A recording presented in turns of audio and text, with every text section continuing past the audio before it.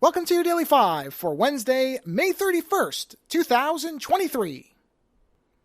I have finished the entirety, as I mentioned yesterday, of Robocop Prime Directives, the Canadian science fiction miniseries. That's what it's described as, essentially 4 90 or so minute movies that comprise the entirety of this story arc.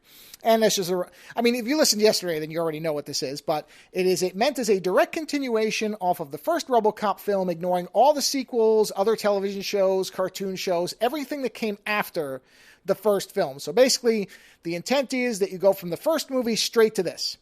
And as I said yesterday, what ultimately I have really the easiest way to summarize this show is good ideas that are honestly most undercut by a bloated runtime and the just lack of budget to realize some of the effects and some of the sets and ideas that were being presented.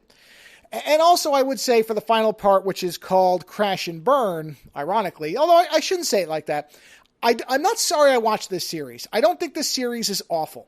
I think this series is a perfect example of something where there were good ideas that were not realized correctly. I could see somebody taking the most of, I'd say 80% to 85% of this show and making it today in, say, a 2-parter or a set of movies or maybe just a 2-hour film, and I think it would work far better. And I'm going to look around because I'm sure there's a fan edit of this by somebody. I mean, maybe not. Maybe it's not popular enough, but I would hope somebody attempted it because I think the primary problems are that there are scenes that go on for far too long, just far too long, including action scenes where you get to a point where you're sick of what you're seeing, or you're just tired of it. I shouldn't say sick of it, but when you're seeing 2 Robocops shooting at each other through sheets of glass, it loses its novelty when it just goes on and on and on. So that's one of the primary problems, is they were clearly just padding this out by having very long takes of a lot of things that didn't require it.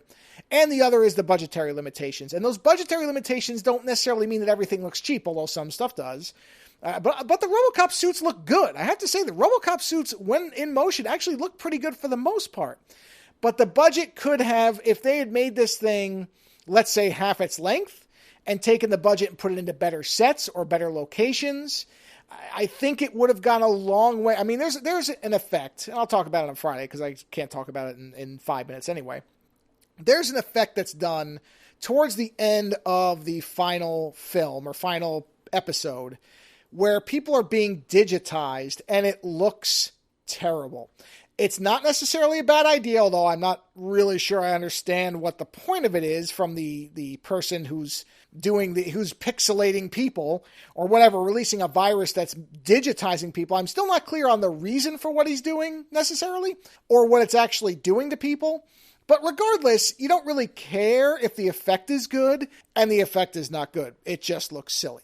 So that is those 2 things are the largest problems. It's too long and the budget is not up to the potential of the idea. But I still think that there are clever and interesting ideas in here. I think also the final episode gets a little too grandiose and yet really still stays small scale. It's hard to explain that without getting into detail, so I'll get into that on Friday. But it's both way too overly complex and yet does seem like it's still only limited to Detroit or Delta City, which is odd. So overall, I can't recommend this for most people. Casual Robocop fans, don't bother. You'll check out too quickly. Anybody who really loves the idea of Robocop and wants to see more of that world, you might find something worth it here. Or if you're somebody like me who watched a series like this and looks for the good in it. And again, it's not so terrible that it made me want to turn it off. It was more of going, oh, that was something that should have been done. There's a lot of times where I thought to myself, this could have been done better in a couple of different ways. But I never felt like it was insulting. It always felt like this series was actually constructed by people who had a genuine interest in taking the Robocop idea and trying to continue it.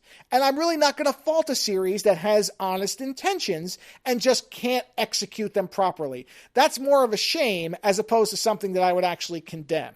So ultimately, that's where I landed with Robocop Prime Directives. And that's why I can't recommend it for most people, but I think it could find interest for some people, especially if you are like me and like to analyze things. So good and bad, that's the series. I'll talk about it more on Friday. Later.